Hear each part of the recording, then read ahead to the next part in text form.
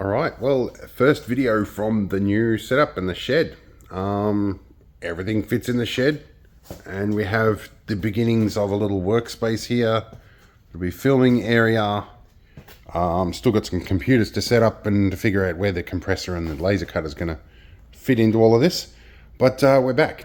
Now, a lot of you guys came to this channel because of Land Rovers. Well, they're still here. And actually, this one needs a service run today. Has not done a lot of work. It's sat pretty much a month or more. When I was crook, I couldn't drive it because I had gout. I've got a medication, so I'm obviously wearing the big boots. I've got through the gout problem. Then we had to move house, and it basically got parked here. We slept in this with the rooftop tent here for the first week or so till we got all the bed and everything moved. And the 4B, however, did lots and lots of work. And the flatbed trailer for the Argo moved pretty much everything we own, bar a couple of things. So, update on the Land Rovers. And I had to also install an app to get Director's View on the Samsung. They removed it in the last update, so I couldn't do this. Anyway, ADHD distractions aside, the 4B has a slight coolant leak. I'm pretty sure that's the little U-bend that's on top of the water pump in there. That's kind of, I did that at the Coral swim-in back in about 8 or 9 years ago, I think, maybe more. I changed the coolant and the radiator hoses, and I think that was a problem. The 6B, I finally got molar vents. I painted these, I videoed it, and then got word that we had to move. So I haven't had a chance to actually fit those yet. But thing is, we're in a covered area now. We might be able to do that and take a couple of days to do it without getting water in there. It'd be nice. There is some rust ingress that's been a problem for a while, some bubbling. But now, again, when I'm in a covered area, I can probably take the door off and take a couple of days to fix that. The 6B, last time I moved it, it had some belt squeak and stuff, so I think that's it. I was worried it might have been the water pump, but fun fact, when you move, you find stuff you own. One of the boxes up here, I think this here, is an engine cooling pump, and I think that fits the 6-wheel drive. So I have a spare brand new water pump for it. So that is very good news. I don't have to buy that, which is good because I have more than doubled the rent here. So, which is painful, but we didn't have a choice. Our landlord said, I'm selling the house, so I don't want to pay capital gains tax. You got to go. That was after 11 years. And then argued that he didn't say that. And when we said, no, we have proof of that, he then went, oh, actually, no, my memory might not have been that great. So that's a rant for another day. So what we need to do today is do some basic checks on this. So we're going to open the bonnet or the hood, depending on which part of the world you're from. Because I've had brake problems with this before, we want to check our brake fluid, which is right about level with the hole. It could probably stand to get a bit more fluid in there. That needs to pop up. So that is way down. Also probably because it's been cold. So we might put a bit of water in that. I've got some demineralized water somewhere. I have to remember that one of the toolboxes in the back is open. So we'll remember to close that up. Getting this out of here is going to be interesting. It fits within an inch of its life under that roller door. So I'll have to make sure we put the roller door all the way up, and I might even put a GoPro up there if I can find them. Power steering fluid looks to be down a bit too. I think it's just that everything is cold. It's been very, very cold. So what we might do is get all this warmed up and check it once it's warm, because it's about 6 degrees Celsius out here at the moment. Oh, come on, clutch reservoir. This thing never wants to come off. Yeah, clutch reservoir is down a little bit too. I think it's just everything is contracted.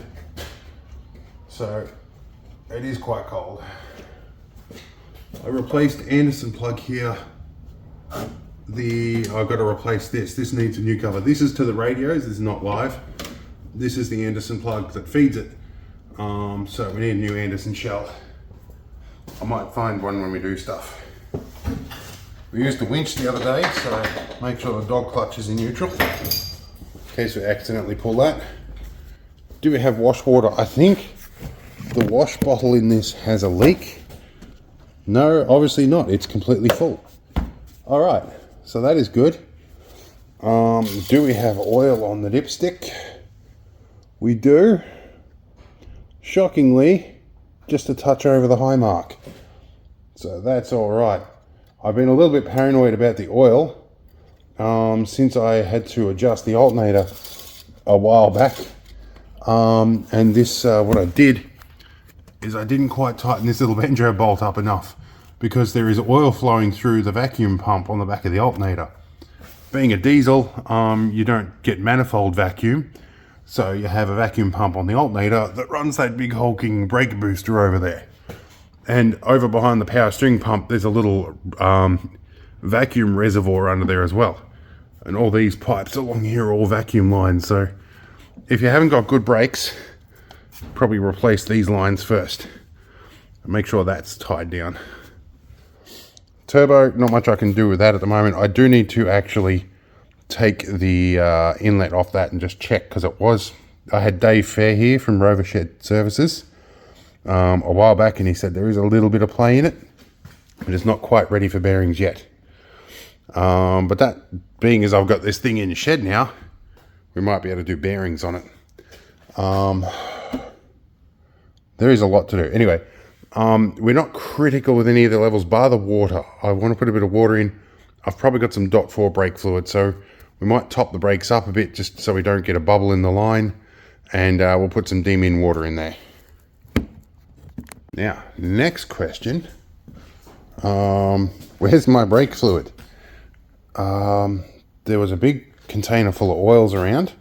This, I think, has got all the, somewhere under here, has got all the things that were on the shelves in the shed. So that mostly might be spray cans. There might be some brake fluid in there. Otherwise, it's somewhere else. All right, so I fortunately found some .4 that I keep in the vehicle all the time, and I found a bucket with some demineralized water. So we're just gonna about half fill this reservoir. The more concerning bit in a vehicle this heavy is the brake fluid. We're not going to put a huge amount in here, and this is .4. Yes, one of the problems I had when the brake proportioning valve failed on this is I'd been putting .5.1 fluid in here without completely bleeding everything. Thinking that I'd sort of somewhere along the lines had a bit of a brain fart and not realized that in actual fact that originally had .4 in it. So yeah, plus the brake proportioning valve made bleeding the system very difficult. That led to a lot of problems. So yeah, .4 is perfectly fine for these.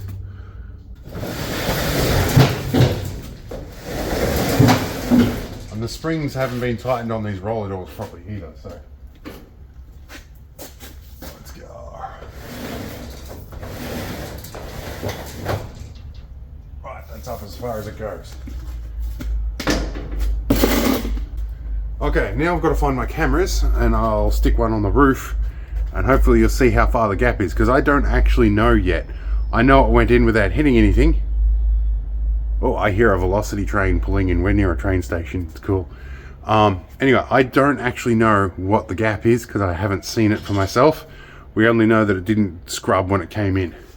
I think what I'll be doing in the future is probably modifying a doorbell in a little waterproof sensor and just have a little arm on the top. So if I start to touch something up the front, it goes bing bong in the cabin and I know I'm going to hit it.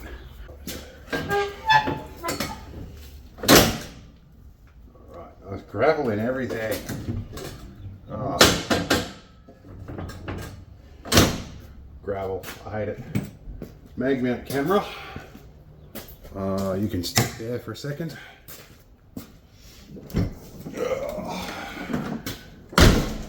Alright, let's see if we can break this thing getting out. Alright, we have a GoPro Hero 9, cool. I've got like 3 GoPro Hero 7s that I use for risky work. and about a dozen batteries. It's been so cold and so long, all of those batteries are basically flat. So I just wanted a couple of minutes of footage to see this clear the roof. The Hero 9 is what I take when I'm doing vlogging, so we're going to climb on the top here, and I'll explain why we put the camera up here, because I don't know if I explained it before. Here's roller door, here's air conditioner. I don't know how much clearance we have, so you guys can keep an eye on the top here and tell me if I'm going to clear that roller door. We'll find out.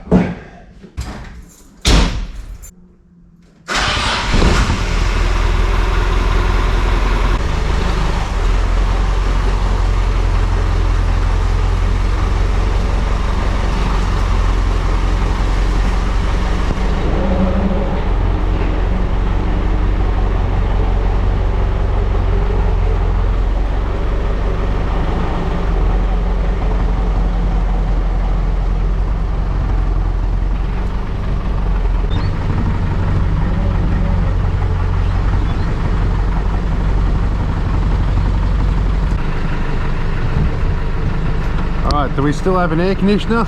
We do. She only just fits even through the gates, so let's get on the road. Alright, we're just letting things warm up a little bit here. We've got a little bit of fuel here. Other tank where we've got a little bit of aviation fuel mixed with diesel in there, so Jet A1, because we're desperate for fuel. We're going to do about 30 kilometers today. This uses about 30 litres to the 100k. This is a 62 litre tank, so I'd estimate we're going to use about 15 litres. So between the two tanks we're probably okay. This is starting to come up now that the voltage and everything's warming up. We're at 14.6 on the main battery. The other thing's on solar and generator at 28 volts. We're good. We have a 360 camera, so this will be, I'll do two cuts out of this. One will be just the 360 ride along for those VR headsets, or that want to look at it on like the Google Cardboard, whatever. And then I'll do it like a 2D version of it, or just a standard 16:9 ratio cut. It gives you a bit of a look around. Now it is 11:20. I don't have to be at my destination until about 2:30, and I probably need a bite to eat too. Alright, so I'm just filling out the logbook because this is on club registration, and it's the 26th of the 6th today. Last time I was out was the 16th of the 5th. So more than a month since this has had any sort of meaningful run other than just driving across town. So the glove box leaks, so I've got to put the logbook in a waterproof container. Alright, let's get moving. Contact.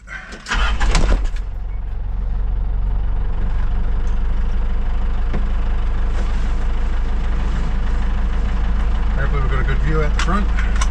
Looks like we do.